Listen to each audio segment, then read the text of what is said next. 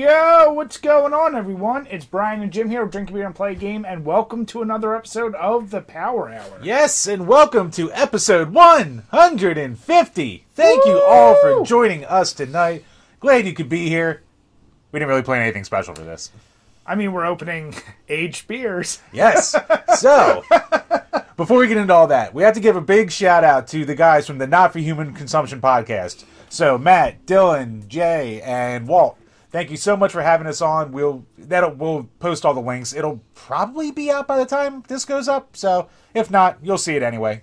But yeah, thank you so much to them. Great bunch of guys. Definitely have to check them out. Yeah. Links will be below. But yes, so back to what Brian was saying. So the way with the Level 50 Club, how we're doing our game backlog almost in a way, we're also kind of hitting a beer backlog. Because we did the beers from Davy Bones last week. And our good buddy from college, Eric, back right as lockdown started in 2020, had sent us a care package of beers. Mm-hmm. So it's like, oh, we'll do this together on the show. Cool. End of the world happened. So we're catching up now. So the first one we're having, ironically enough, is named the Fresh Strata. It's an IPA at 6.2%. Comes to us from the Civil Society Brewing Company out of Jupiter, Florida. So yeah, nothing on here, no ingredients. Like, this is just like straight from a little brewery slapped with the label. So I don't think it's going to be that fresh. Now, here's the deal. We've talked about, there's many beers you're not really supposed to age any beers, but there are ones with a high enough alcohol content that are okay to age, like the Worldwide Stout, the 120-minute IPA, things with like... People used to do it with Mad Elf. Yeah, but I think at a minimum you should have 14 to 15% alcohol for it to age well. Uh-oh. I can tell you right now, hey, it poured fine. There is a lot more sediment than you would typically get from a hazy IPA. I got a little bit more than Jim. But there still seems to be a little carbonation. I just imagine it's going to be... There's some bubbles. Just a wee bit flat. That's my guess. Let's see. Head's a little curdly. Just kind of flat. Yeah, it's just pretty flat. Yeah. You get some citrus. There's a lot of citrus in it, actually. There's a lot of citrus, but... yeah. Again, we can't hold the flatness against it, so... No. We'll have to try a new one. Eric, send us more. Yeah, but thank you. And, yeah, to echo what Jim said, the Not for Human Consumption podcast, that was a lot of fun, and we definitely both got quite fucked up on it. Yeah, that was those boys go long, and they do not stop partying the whole time, so they take us to school. Yeah, it was a lot of fun, though, but... yeah, if you do want to send us beer, we do have our P.O. box below, and fingers crossed, nothing bad like what happened 2 years ago happens, then we'll keep being able to drink together. Yep, exactly. But yeah, so, and circling back once again, man, we could have set this up better. But yeah, the Level 50 Club. So, Brian, what have you been playing this past week? It's been a little mishmash. I banged out 2 puppet combo games. So I streamed I streamed Glass Staircase, which was very like Italian horror-ish. Like, you've seen that movie Zombie too, right? Yeah. Yeah, so it's like a lot of those Italian movies at the time, it feels kind of like that. But there's like other weird shit going on. It's a puppet combo game. So like, what are you going to do? Puppet combo game with more spaghetti, basically. Yeah, but the guy who makes it is Italian. So son of a bitch. And then I actually played, I didn't put it up yet, but I played a puppet combo produced game called The Summoning. This one is done in it's like weird. It's almost Atari if Atari was 8-bit. And I don't know how else to describe it other than that. It's like very colorful. There's a lot more animations than there should be, but the pixels still kind of look like Atari ones. Huh. So I don't know, like, I feel like... Is it almost like that it's not Load Runner. It was that, like, runner game from, like, the early 2010s that got, like, really popular. I can't remember what the hell it's called. I'm not sure. You know what? Did you ever play, did you ever hear of Lakeview Collection? No. Okay. Yeah, I don't know how else to describe it. Like I said, it's another interesting game. This one was really messed up, though. And I tell you right before I went to bed, so I was like, oh, that one's just creepy as shit. But it was another fun one. I've been playing the shit out of Witcher. Like I said, that game is gonna. Do you ever get like, you're really getting into a game, and then like you start realizing how little you are into the game? Oh yeah. When you get those, do you prefer them to show you like Yes. percent done? Yeah, I prefer, no matter what, I prefer percent done at this point. So this one unfortunately doesn't have that. The only way I know is I'm on the second of like 8 maps you can go to within this world. Okay. And this map alone, I realize I've only seen a fraction of one of the 8. And I'm like, holy shit. So it's just... it's a big boy. It's crazy. It's a lot of fun. Yeah, other than that, I feel like I've tried fucking at least 20 times to do Evil Dead on the Commodore. Oh, Jesus. And what I found is basically everyone's like, you need to play a cracked version of it to get any kind of ending, because even if I get to the book that you and I were trying to get to, yeah, apparently it just resets if you don't have the cracked version. So you need. So the official version had no ending. No, it just reset. You need to get to 100,000 points. Commodore games are dog shit. It's so bad. I know. You know what? They were invented before fun, because they're not. Like, that's all you had. I get it. Commodore games are not good. I just don't get, like, And I'm an Atari fan, and I can't take fucking Atari. I've never played a Commodore game that I was like, oh, this is really good. The music in the beginning was good. That's the only thing I can give it. Yeah, after like 20 minutes of waiting and loading. I got to 50,000 points, and I was like, oh, I'm actually doing kind of, like, I figured out kind of the way you have to do it, and then it just kept falling apart. I was just like, I don't know why anyone would want to play this, but yeah, those have been basically my games. But what have you been up to so far? That's a good question. So I think last week I had just beaten Blasphemous, so... last week you mentioned Blasphemous. You said how much you liked it. Yeah, so... I feel like you did a lot of random, like, weird Game Boy or Game Boy Advance games. Oh, yeah, so I put some more time into Plague Tale, so I'm up to, like, level 10. I have to be close to being the end of it. What part are you up to? When you go inside the, the research castle place. The library. Yeah, you're really, really close. Okay. Yeah. So, yeah, I'm almost done that. Still a fantastic game. I almost feel at the point where, like, the stealth kind of takes a way back now because I can just kill everything, like, with minimal problems. Have you controlled the boy? No. Okay. Wait till you control the boy. Oh, all right. Yeah, I don't want to say anything else. So, and then after that, I played some random Game Boy games because they're perfect. Pick them up on the shitter kind of deals. So, Sonic Advance, the first one. Did you never beat that? I've never played it until... I mean, I've had it, and I put like 5 minutes into it to make sure it worked. But no, I finally sat down with it, and not Sonic Adventure, Sonic Advance. I gotcha. So on Game Boy Advance. So it was like the first like return to form in 2D in a long time, and it's actually a solid little Sonic game. Like, it's got its like little problems with like bullshit placement for like obstacles and enemies. Yeah. But besides that, like, it's pretty fun, and you have like 4 characters to play as too. So and they all play differently. So solid little game. And then I played Bonk's Adventure on the original Game Boy.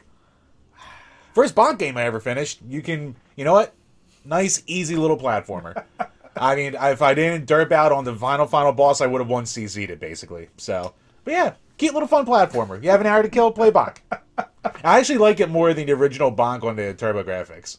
Like, I'm not crazy about that one, but, like, this one was good, and, like, I mean, Bonk 2's way better, but, yeah. Turbo wasn't. Shut. No. I'm not saying Turbo is a bad system. I'm saying there's very few standouts. That's a fair statement. Not saying they're bad. Not saying they're bad, but how many S's, if you're doing it comparatively, like to Nintendo, are you getting? I'd have to dig in more. You shouldn't have to dig too hard. I'd have to dig in more. That actually reminds me. I did finally beat, and I did post this one, Alien Resurrection. And I'm playing through Castlevania 4 right now. Oh, nice. Off the collection, so at least... Did you beat that one before? No, I never played... Really? I've come to the realization I've never beaten any Castlevania all the way through. Not even Bloodlines? Yeah. I didn't grow up with it, so... Oh, shit. Well, that's an excellent game, so yeah. I did Bloodlines, and I think I talked about that last week. You did that last week, yeah. Yeah. Alien Resurrection. I gotta say, I got hooked on the game, but I also got to a point where it was one just like Trilogy. I was like, at some point, I just needed to turn on a cheat because I would retry 4 or 5 times dying, and I'm like, I need to get this done because we're doing a review on this. Yeah. But even, like, I was playing it on easy mode, and this is the thing I read of everyone said. They're like, even on easy, this game is fucking annoying and hard because, one, I absolutely love it. There's a thing where the hugger gets you, and it actually infects you. Mm-hmm. If you don't find this specialty med kit, it will burst and insta-kill you no matter what. Fun. Even if you have infinite life. So it's like no. So you basically like you really gotta take your time, and then at some points the enemies are just overwhelming. But as I said, the control, like all the things about the game, it's levels better than Trilogy. Okay. But yeah, it was a really fun game, and like I said, it's one I wanted to get done because I want to do a review on it. But yeah, it's a tough son of a bitch. It really is, and it's gonna lead me to a little topic for us to talk about a little bit later. Okay. But yeah, I mean, like Jim said, we're continuing with the Level 50 Club. I'm sure if you follow us on Twitter, you've probably seen a few hashtags go out there. Fucking Lucas Hackett is up to like 30 games already. You need to slow down, bro. Jesus You're doing Christ. amazing, but it's only goddamn February. We ain't even at the 10th of February. Slow your ass down. Fuck. But no, thank you to everyone who's been participating. It's been really cool to see. So yeah, and like I said, I've been keeping track. If you put it on Twitter, I've been keeping track of the games you played too, because I'm curious to see if there's going to be a common game that everyone played or what's the most played game. But yeah, we appreciate it. And if you're just watching a channel and want to get involved, it doesn't matter if you don't get to 50. The goal is try to get to 50. Some people, I think, are going to blow right on past that. I will say, admittedly, I almost really don't want to touch a game I've already played because there's a back in my head, like, I want to keep beating games. yeah, like the first month when I played like Streets of Rage and crap, I was like, I'll go back to them. But like this month, haven't touched anything old at all. Yeah. I mean, it's kind of like I almost have a different outlook on games where I'm like, I just want to try as many as I can. Yeah. Versus like, oh, the old standard. It's also the first time in a long time that you and I aren't specifically playing stuff and not thinking I have to record this for a video. Yeah, that's true. So like we gave a goal of just playing shit. So it's been a long time since I could like almost say guilt-free play something. Yeah. Without like a lot of prep work behind it. No, it's a lot of fun. So be sure to join us Instagram, Twitter, Facebook. Just hashtag level 50 and tag us, and we'll throw you on that list, man. Yep. But yeah, we notice our biggest fan base that's doing it is all of our awesome patrons, and I know we have a boatload of questions this week. Yep, patreon.com/DrinkABeerandPlayAGame, where for as little as $2 a month, you can ask a question and we'll answer in each and every single one of these Power Hour podcasts. Keep talking. I'm just doing this. All right. So, the first question up is actually a holdover from last week. So, first up, from Eric Glowacki. What are your guys' New Year's resolutions? Mine was to ask questions on this more often. As you can see, I'm doing a great job. I mean, I guess the Level 50 Club is a resolution. Yeah, we did our list of resolution games, too. Yeah, so we got our list of resolution games. We got our Level 50 Club. Outside of that, personal, like similar to like the gaming, I have like a list of, I want to do at least 50 or more books this year. Which the one year I blew that out of the water. But I'll be honest, the gaming kind of took over that. So I'm like, maybe one book in so far, so it's not looking good. But yeah, outside of that, I try not to make too many unrealistic resolutions. Yeah, I don't think I made any resolutions besides the resolution games list that we did. Yeah. So there you go. I did the games. So next up from JD Mains. So last year I saw Soul Reaver was getting either a remake or a new installment. Ooh. Soul Reaver 2 was one of my favorite PS2 games. Have y'all heard of the status of this, or is it just a rumor? It's long overdue and seems like a softball for a developer to make some cash. I heard about it too. I don't think it was a rumor. I think there's something to it, but I also haven't heard anything in a while. And that's like a like I never played any of the Legacy of Kain games. I never got to them. Yeah. So I mean, N64 kid, it passed me by. So, yeah, like, that's one I've always kind of wanted to play. So, I think, like, a remake, with all the modern blah, blah, blah, blah, blah, would be the best way. So, I absolutely adore that series. I did not know about this. it does seem like something may be in development, but that's when I'm actually shocked now that you said it, because everyone I knew who played it really enjoyed it. Yeah. And it's like prime for a comeback in all these, like, do it like the Resident Evil remakes. Do it like, you know, I feel like remakes are lazy, but a game like that could benefit. Or even at the very worst, do what they did with Medieval and basically do like an enhanced, like just HD remake. So you pretty up the graphics, add a little bit more content, but for the most part, just kind of take a lot of control. Yeah. I mean, that's the thing. We've said that generation, the PS1 and N64, if any generation needs like a fresh coat of paint, they usually don't age well. And that would be another perfect game. That was the growing pain generation. Yeah. But you know what? We loved it. And I still think I want a Warzone remake. Warzone? Yeah, the WWF Warzone. Oh. I mean, I'd be up for all it. the Why same not? characters, but I want them to keep all the original dialogue. Oh, so when you play as like the headbangers, it's just Mosh going, yeah! No, but that is a great question, and that is something I'll follow because, as I said, I love those games. Actually, randomly speaking of Mosh, so there's a picture Al Snow put up today of like, there's like some convention where all the wrestlers were together. Yeah. So it was like him, Mark Marrow, the Headbangers, I think maybe Lanny Poffo or something. I forget who else was there. But the Headbangers are there, and they're in their makeup. And one, they look great. Like, they still look like themselves. Yeah. And two, Mosh's shirt was a shirt and with a picture of his toy from, like, Jack's Pacific from, like, 97. Dude, that's awesome. I was like, that's the best fucking shirt I've ever seen in my life. Yeah. Yeah. Those were the best wrestling toys ever. Oh, yeah. Yeah, they're too complex now. Too many joints and shit. I don't like the... I mean, granted, I would have, like... You're like, whatever, a stiff arm, I'll do the moves I can with it, or you do it. But it was that perfect, because it wasn't like the early 90s ones that were like just super hard plastic. Yeah, because those you can't do shit with. No. The Jack Specific ones you could like do just enough with, but like your imagination did the rest. Yeah. And then these new fucking toys, there's like 10,000 joints. You have to like position everything to not look like you're crippled to do like a suplex. So, and the legs are super stiff too. They're not fun. By the way, automatic, when you were a kid... Or with me, see, I have a habit of I play with like pens and stuff, and I do wrestling moves to my pens. Yes, I did it. Do you still do it? Yes. Start with the power bomb. I was a suplex guy. You go right to German vertical. Just standard side suplex. Okay. Or I would always just do choke slam or power bomb. Were always my go-to, like right away. And then it would evolve into RKOs or stunners. But I think I was like a suplex and DDT guy for my pen wrestling. Okay. Yeah. What was your pen wrestling out I was there? gonna say, how many guys? I still find myself sometimes like not thinking about it. Like I'll take them and I'll be like doing this with it, and I'm like, oh yeah, I'm still doing wrestling moves to my pens. Oh yeah, we used to do all that. This is the dumb shit you did in school when you were bored. Oh, or yeah. make like little men out of like paper clips and shit like that. Yeah, have a little absolutely. Kids these days with their tablets. Yeah, let me look at a tablet. Go play with this pencil. Go make your own fun.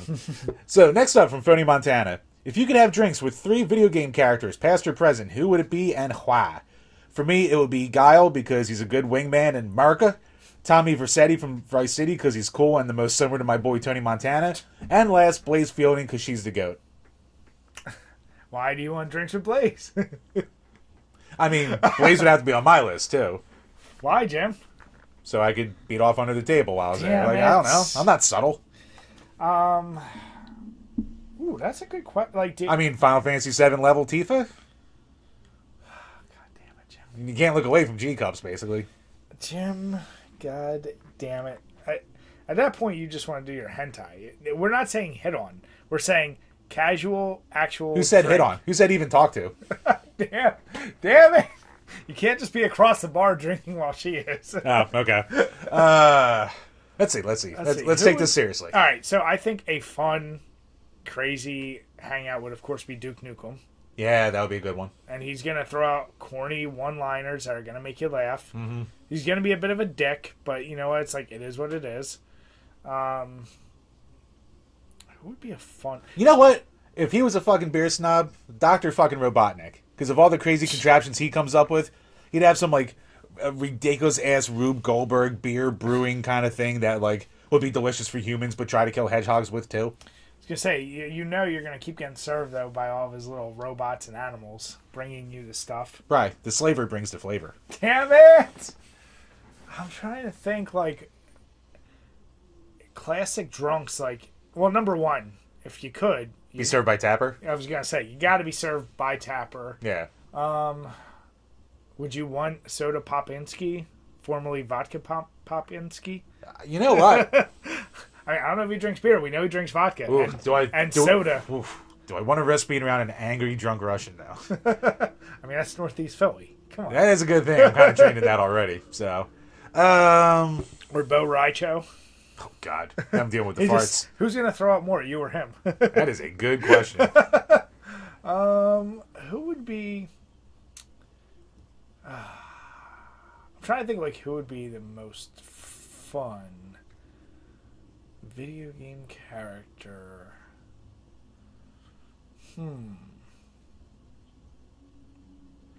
You know, like fuck it, just sit there with like Mario and have him get him drunk and have him start bitching about having the same peach all the time. Yeah.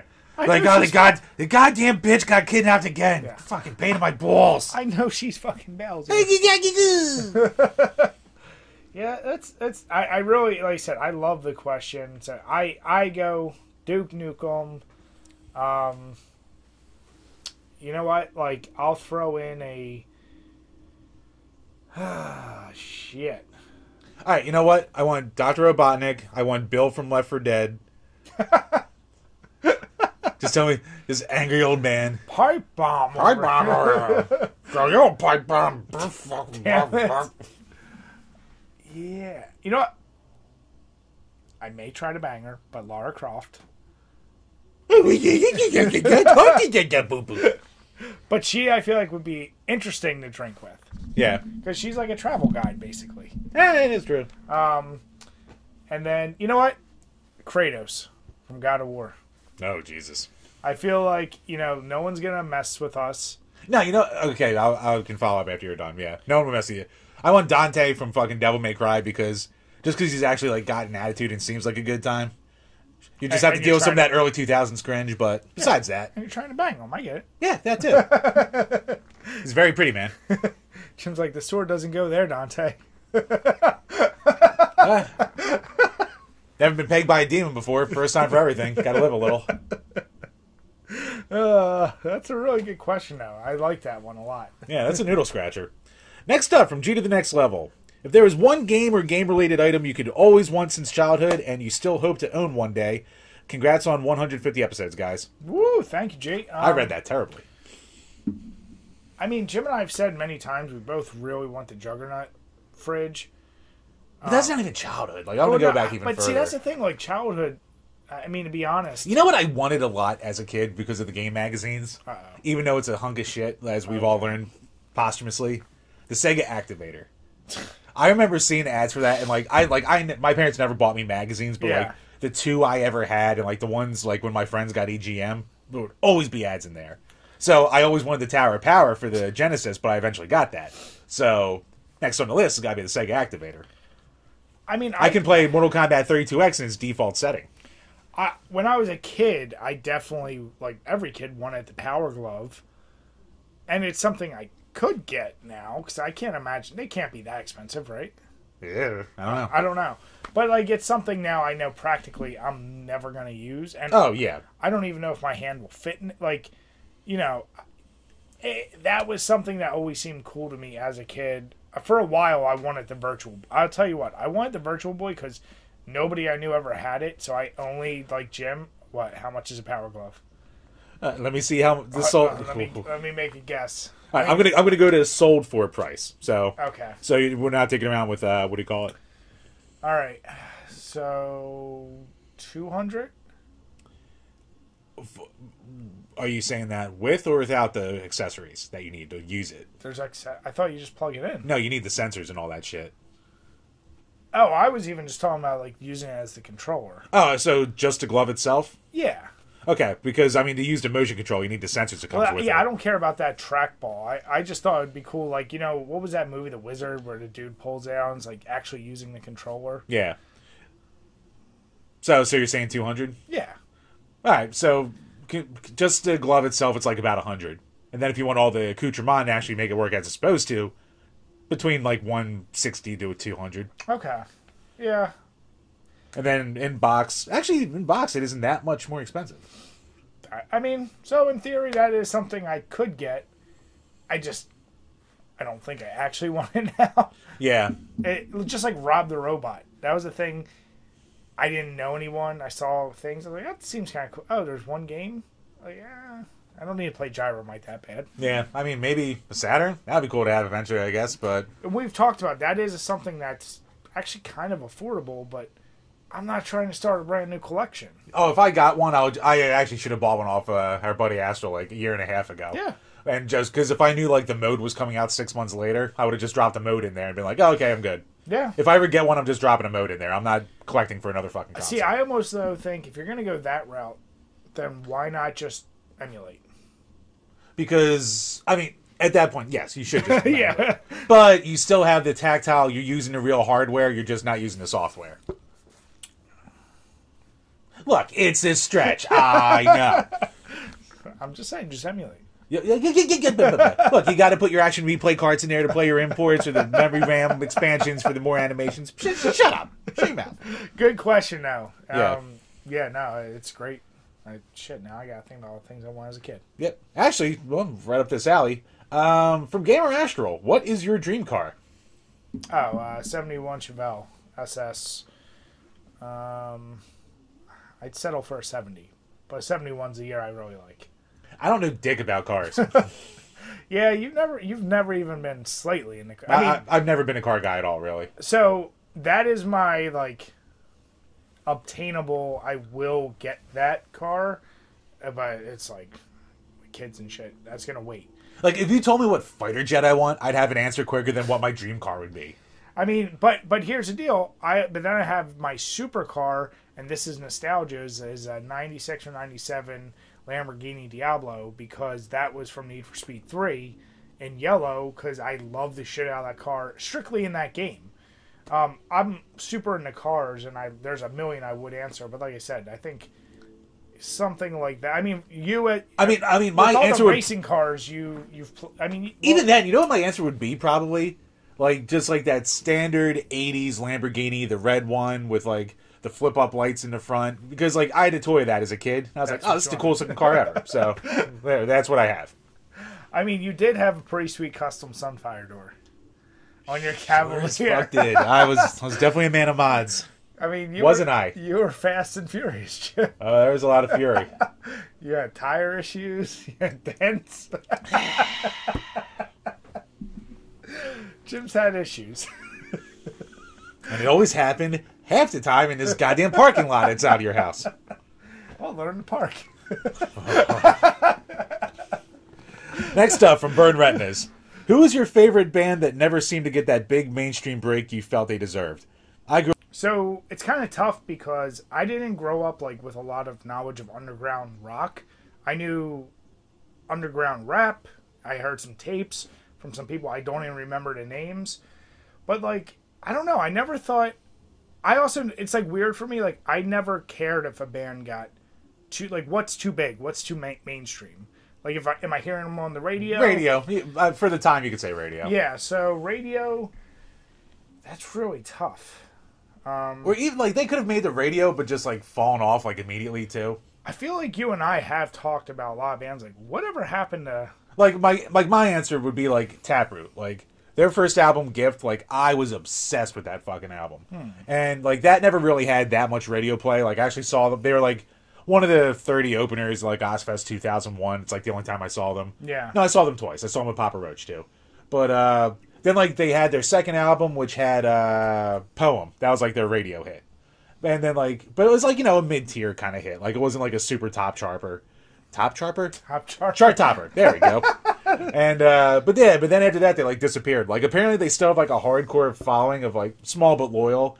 And, like, I think they actually transitioned more to, like, Christian metal-ish, too, if I remember right. So, but, like, yeah, it's something like that. Like, I would almost say, like, Alien Ant Farm because they disappeared after the first album, but they were huge for a little bit, and then they disappeared. That's what I said. See, when you just hit it on the Or, head. like, a rap guy. Like, I like Dice Rawl. He was, like, a guy out of Philly. He had, like, one song on MTV, too, called, like, Thin Line. And I was like, oh, this song's fucking great. and then you never heard from them again. Yeah, like, I'm trying to think of like a rock band that really like, I was like, man, they're pretty good, and then fully fell off. And the problem is, I'm terrible at like following newer bands, especially.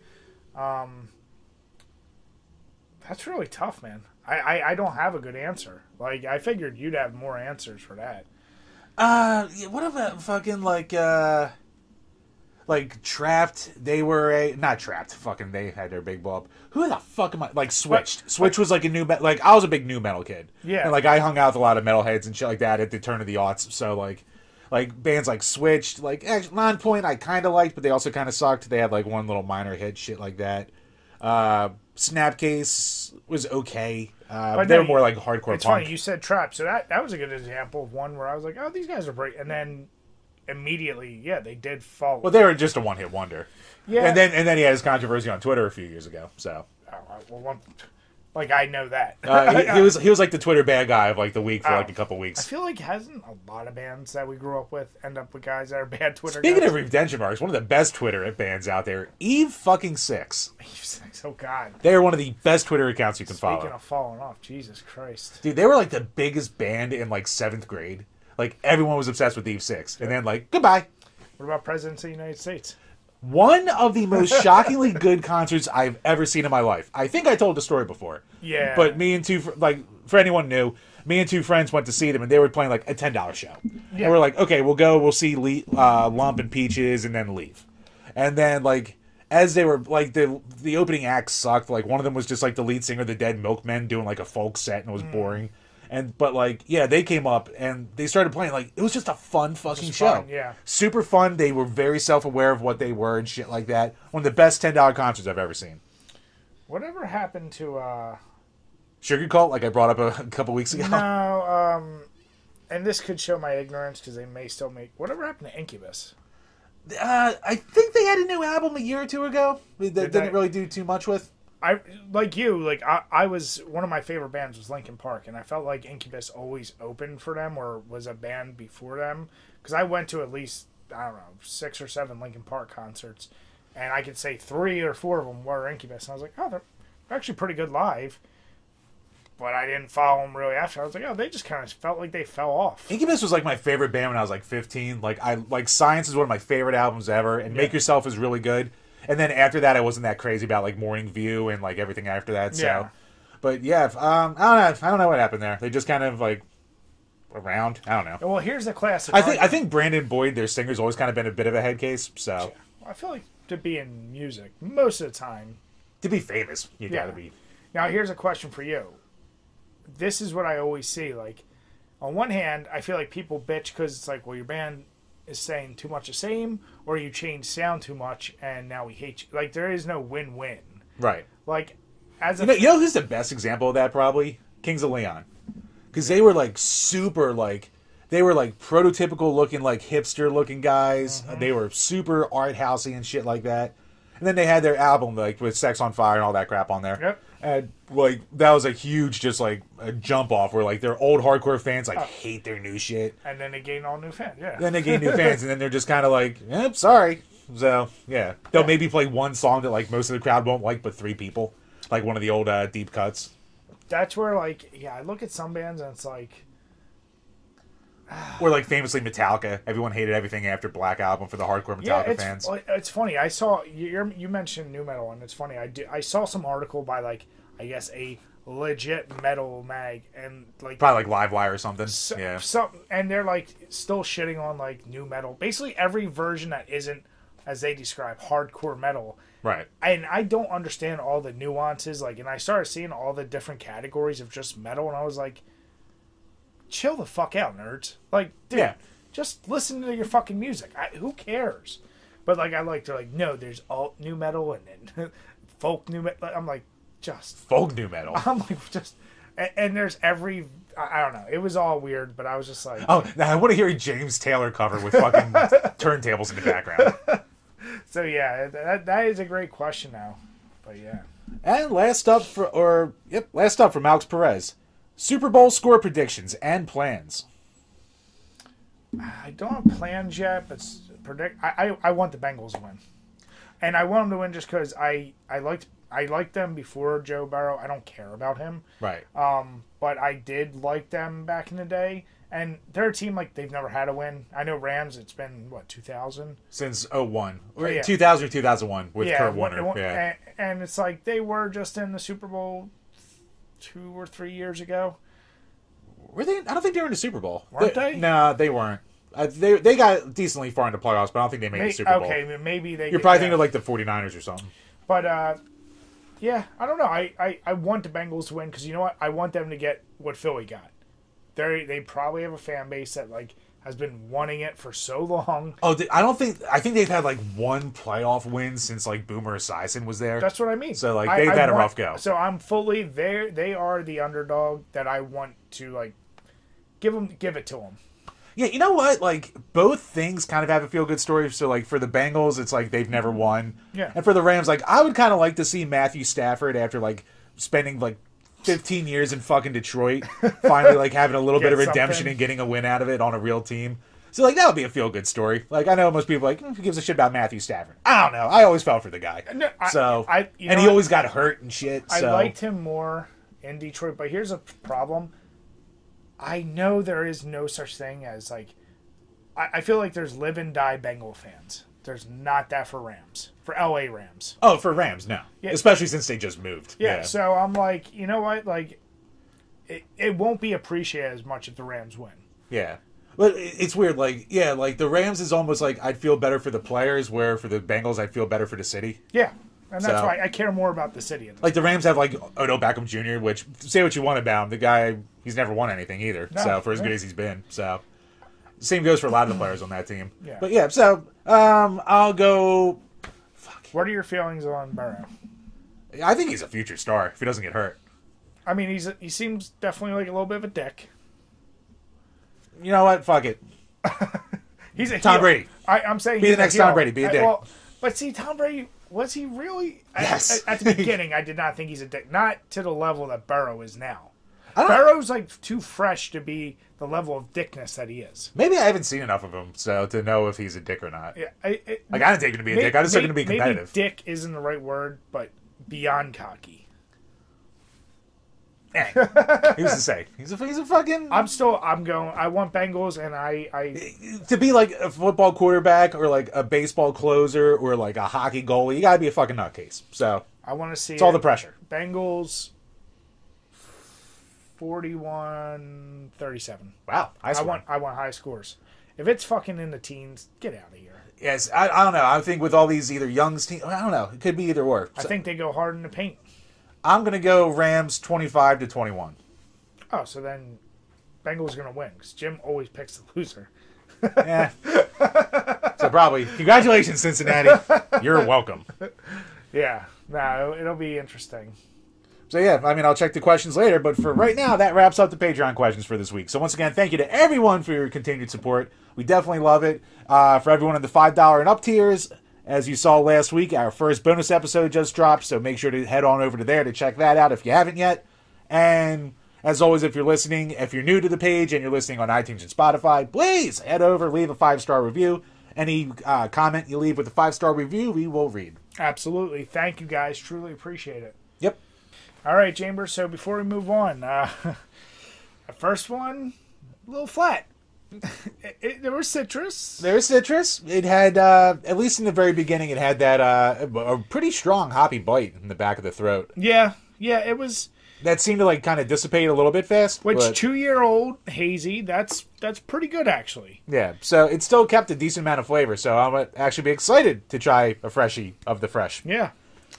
But now we are actually moving on to Grandma's Lemonade, a Berliner Weiss, coming in at 5.1% with passion fruit, coconut, and marshmallow.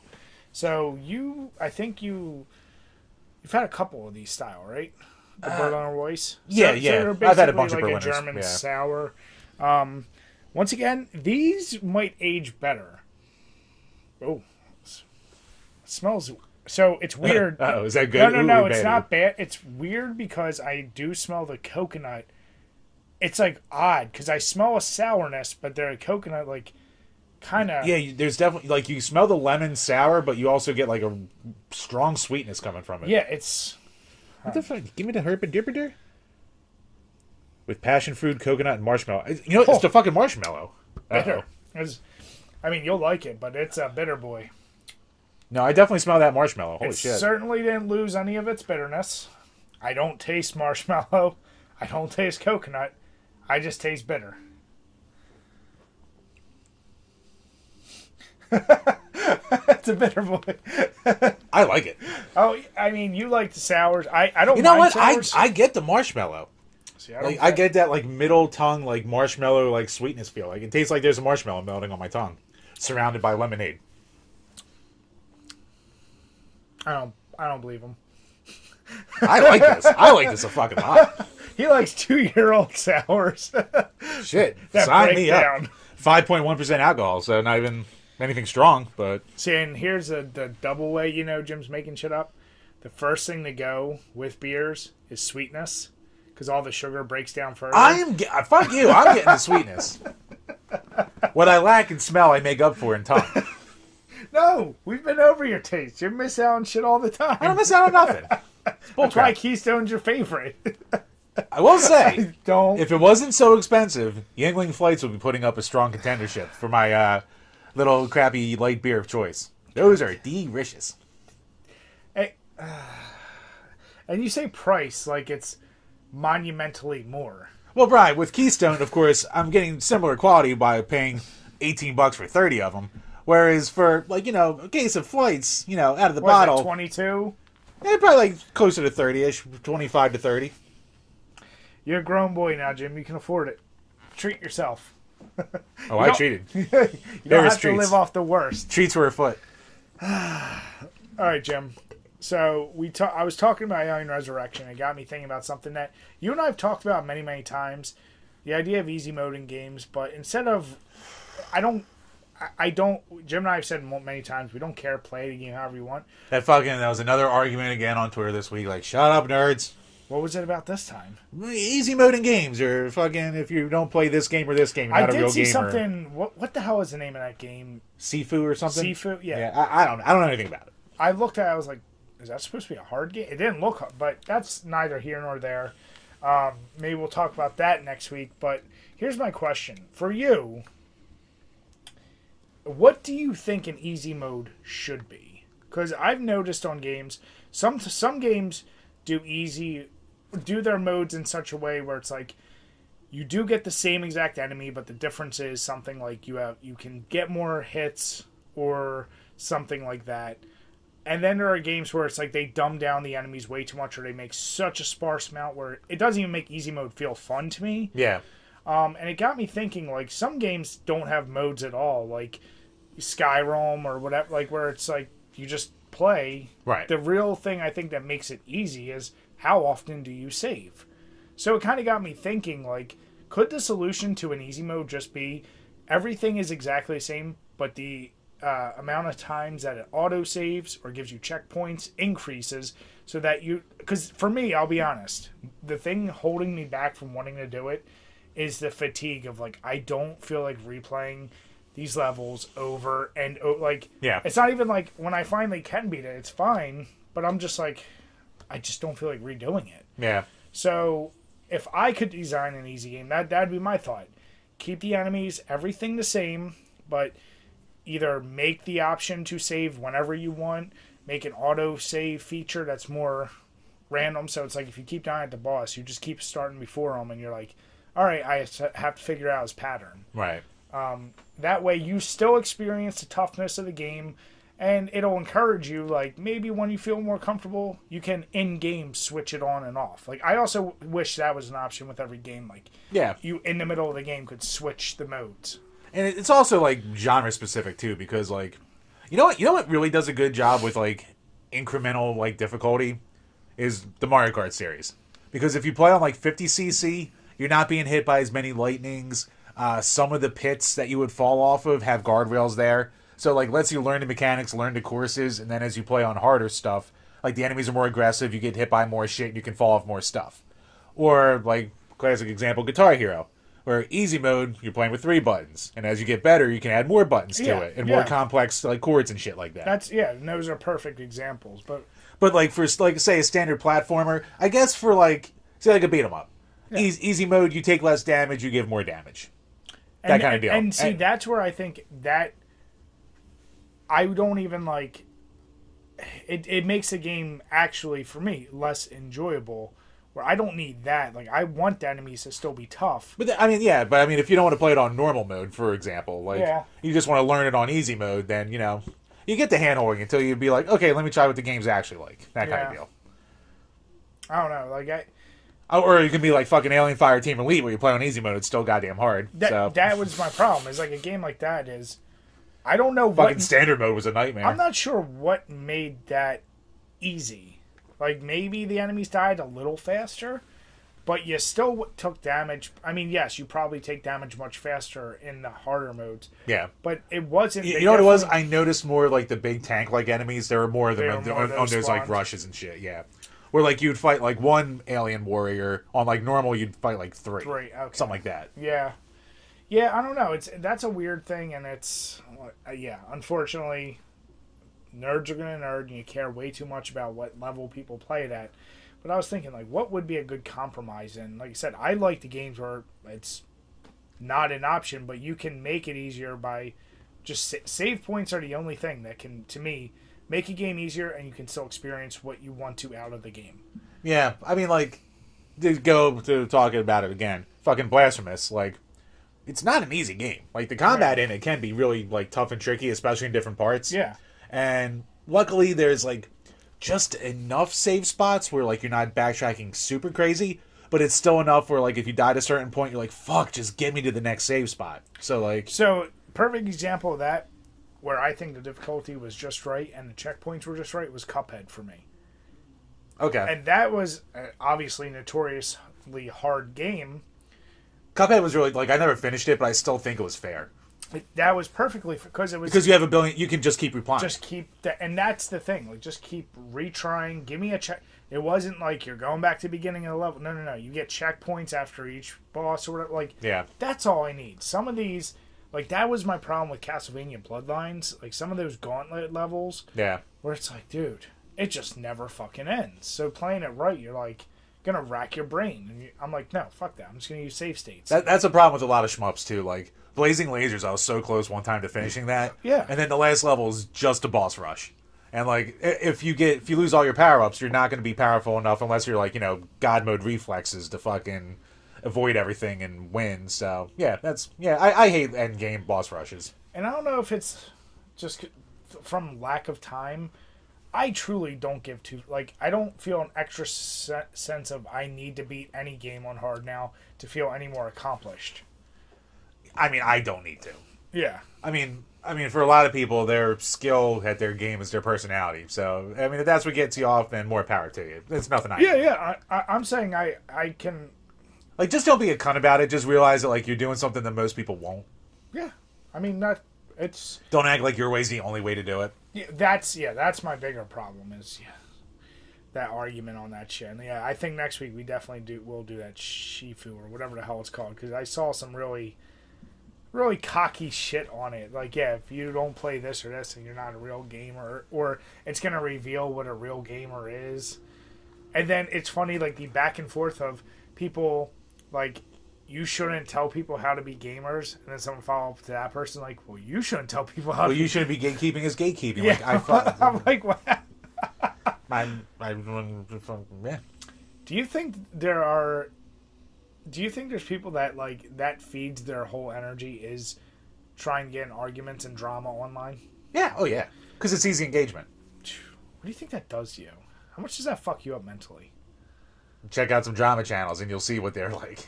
That fucks you up. Those guys, I don't.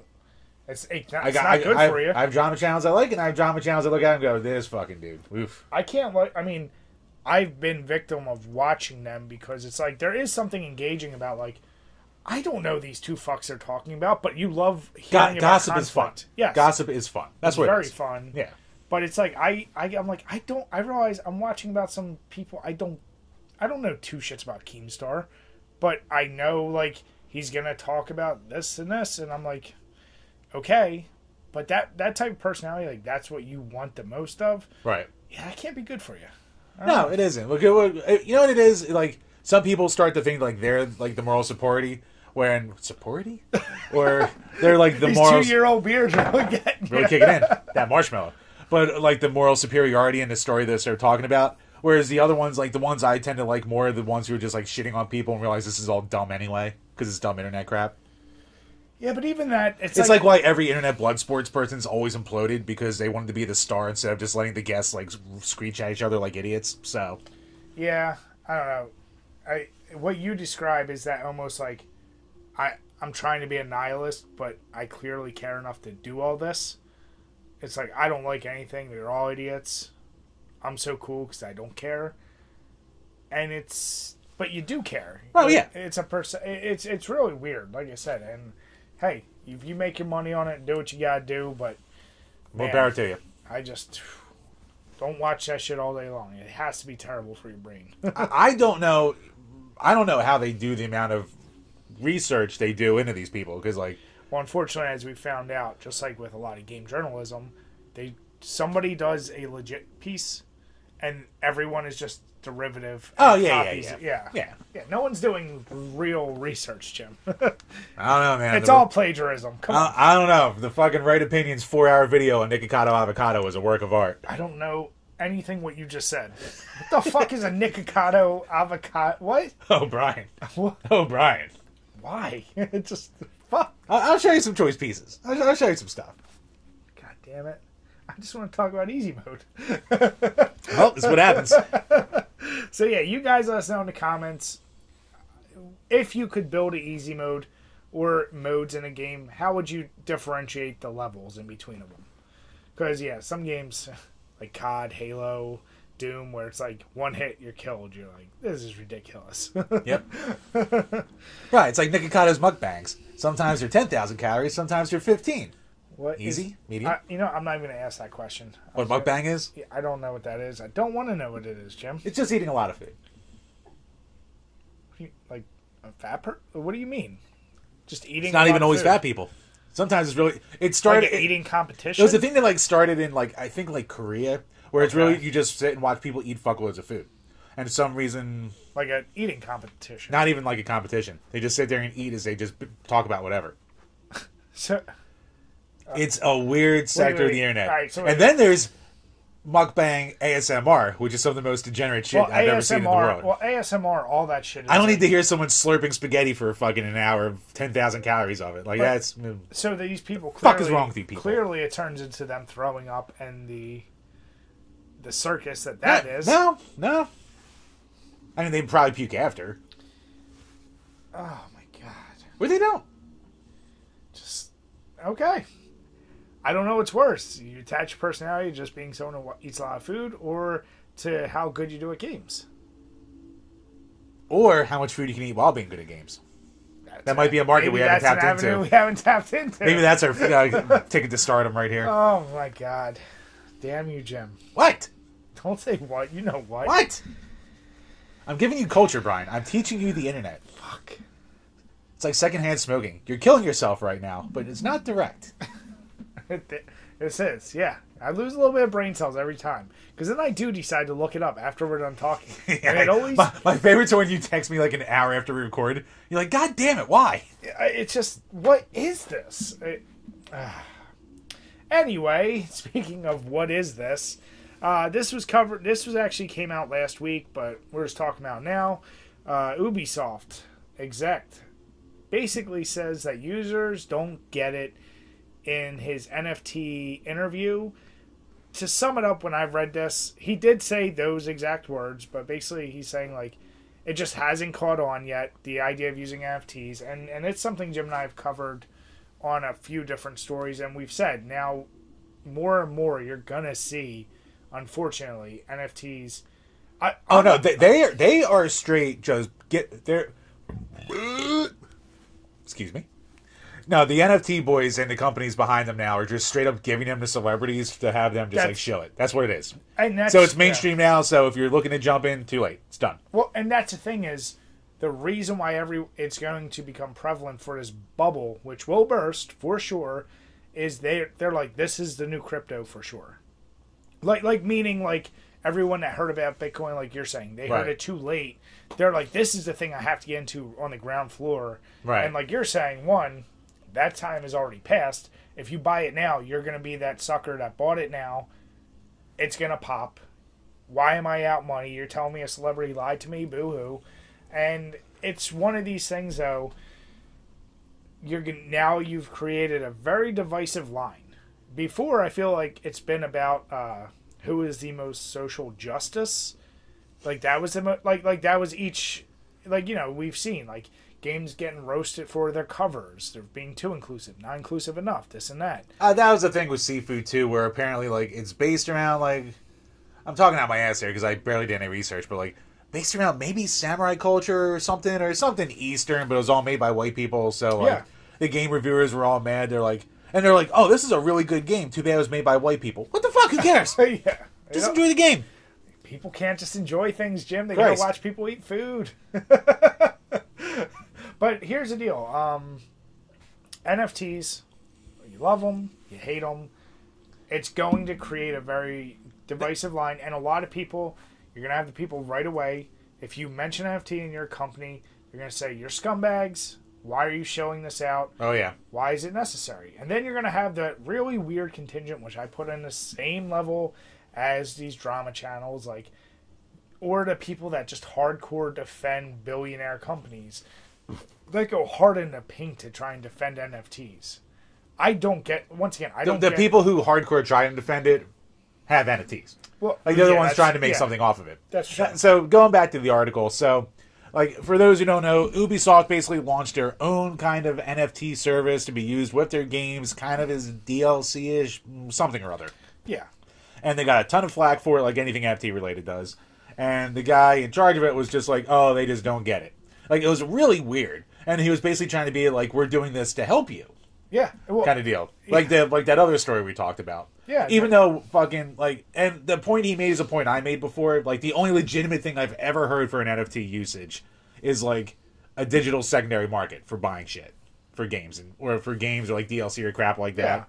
Yeah. Eventually you could have, like, a used game store. It's an NFT. Whatever. Fine. I don't know the legal mumbo-jumbo behind it. Some people say it's impossible. Money and love find a way. But... money finds a way. So he was saying how... Exactly. But he was saying how, like, we're setting up this marketplace and shit like that. He forgot to mention the part where Ubisoft takes, like, a 20% cut of everything. Even if of the NFTs that you sell through their service. So... and I know it would be a disaster, but I think it would be refreshing if a company just said... we all win if we do this, meaning we're going to take a cut of yours, but now you get paid for doing work for us. I think someone already said that. Yeah, and that's the thing is, like... someone who got caught, like, crypto mining or thinking about, like, crypto... earning crypto in a game. We talked about this before. Yeah, where they want to use your system. And that's the thing is... play to earn, as they call it. I mean, I will guarantee you, with the PS5s, with the Xbox... motherfuckers tape their goddamn phones to a fucking ceiling fan to fucking try and cheat goddamn Pokemon Go. Alright? People will find a way for any of this shit. Nothing's legitimate. And you know what it is? I think the reason why people are interested to get out to the market, because no one is better than the common gamer, computer person, hacker, to figure out more efficient and crazy ways to do this shit. Oh, yeah. Like, someone's going to come up with, like, some crazy way to... generate, transfer, whatever the case is, because they'll find a not so expensive way, and all of a sudden it becomes semi-viable, legit, and I still don't think it's for sure the future. I think it'll be a very niche thing, just like how there's DLC is not for everyone. There's a lot of people that still, I'm only buying the base game. Casuals will not hop on NFTs. Just like casuals won't hop on a lot of the weird, like, pre-order, this or that. I actually think the casuals would hop onto an NFT before the hardcores would. Because right now, all the hardcores are the ones bitching and ringing about NFTs coming into it. Whereas the casuals will... it'll be the same thing like we said with fucking, like, when all the Activision scandals went down. Where, like, people are going to bitch and boycott, but at the end of the day, it's not going to make a difference because the casuals don't know, don't care, and they're going to buy Call of Duty anyway. Yeah. So, I think they just say, oh, this is a new shiny thing, you get to own this now. People will be like, oh, that sounds cool. Yeah. Yeah. Until they. And then you have like the Jimmy Fallon fucks of the world showing his stupid ape on his goddamn show. So, I mean that's the thing is like the true stupidity of it all. It's so fucking stupid. I don't care. I do what you want to do with that, but I try to say there is some cheese dick out there who is basically taking the avatars of like YouTube channels and turning them into NFTs and trying to sell them with like honestly not talking to the creators of the things at all and shit like that. But that is what will just like someone used celebrity likenesses. Yeah, it's like, but here's the deal, like. What is stopping? Like you can't copyright a likeness if it's hand. Like there's so many weird laws, which is why it's part of the reason like why all of it is very sketchy because there isn't laws. Right. If I take a picture of you and you unknowingly are just in it, but I alter it enough where it's not truly your likeness, I make an NFT. Right. Does it count if I'm too inebriated to think? Exactly. Because that's been a lot of these pictures. That's where like half of my pictures come from. So. It's a weird thing. And then the amount of people, it's like, the funniest part about an NFT is, because you're owning the digital copy of an image, then in theory, you only need to change a couple pixels in a very similar thing, and it's not the same exact code. And now you own the different, but exact same NFT at a color gradient you won't even notice. Have fun, Crypto Bros. I don't fucking care. I don't fucking care. So yeah, you guys let us know what you think. Ubisoft, you're going to have these guys that make stupid comments like that. Get a different PR guy? Oh. That's the shit you always need to do. Yeah, that was just bizarre, where he's just like, nah, the people are being stupid about it. It was like, oh, this is a new tactic. I like seeing things like that because I like seeing it's a little honesty. Fault. Yeah. I like honesty in it. That's what I want. Professional? No. Honest? Yeah, kind of refreshing. Professional is overrated, Jim, especially in gaming. Don't be professional in gaming. Come on. I know. God knows I'm not. All right. So then the last topic we have comes to us from Destructoid. Posted 5 days ago, and it's news on the Switch. So it hit sales of 103 million, which surpassed the Nintendo Wii. Are you shocked? Are you surprised at all?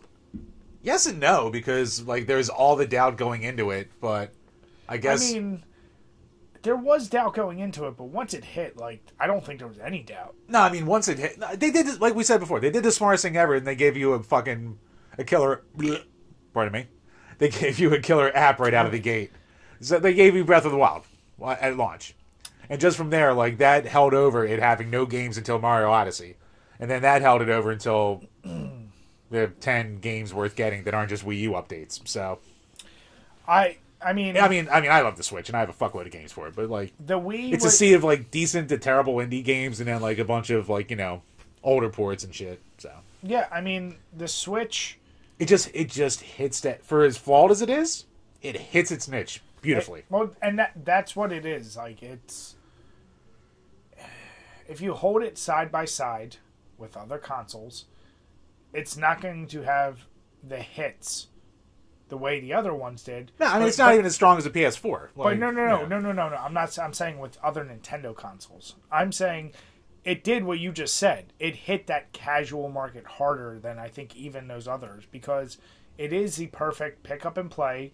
If you want, you can actually now get some AAA games on the go. Right. And it's really the only one that more legitimately as of right now offers that, right? So I mean it's their most successful console that isn't in the Game Boy or DS family. Yeah. So I mean Nintendo really, knows a fucking handheld. What can you say? And that's what I mean. Like, and which is what we talked about. Like they were better at that than anything, and now they've mainstreamed their main one.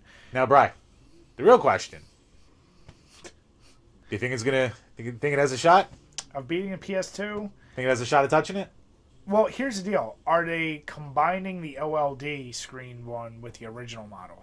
I mean, I would say yes, because that's like having the PS2 Slim. Oh, here's a question. It's a minor upgrade. It's not like a generational Are they upgrade. going...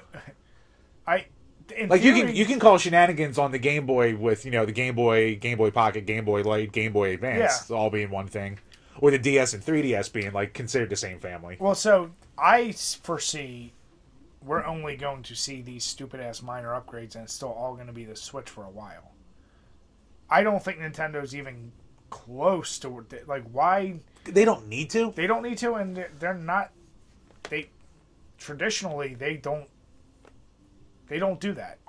Yeah, they haven't been a powerhouse console. I mean, the last time they were kind of powerhouse graphically was the GameCube, and like they're not trying to compete with the PS4 or PlayStation and Xbox, and especially probably now in the news, like with everything that's coming out. I think what could slow them down is if this little power struggle with PlayStation and Xbox are buying up all these things, and for some reason they stay off the Switch. but it's buying up a lot of companies that aren't putting their games in the Switch anyway. Like even then, they're not being touched by this.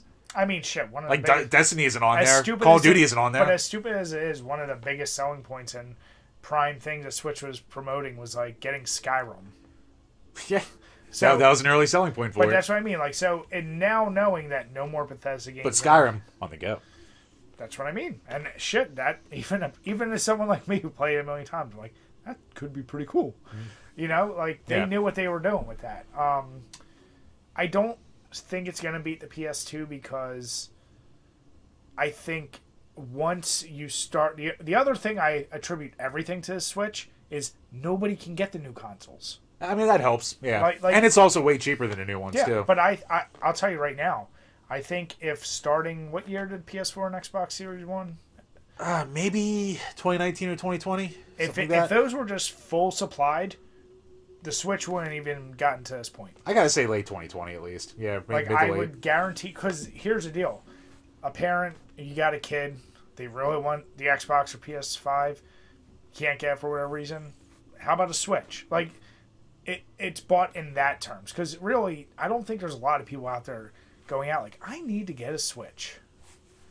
So, yeah, that's why I'm saying I don't think it beats the PS2. And I don't even know if it's going to beat PS4, which was at 116 million units. It might touch that. It might beat the PS4. Yeah.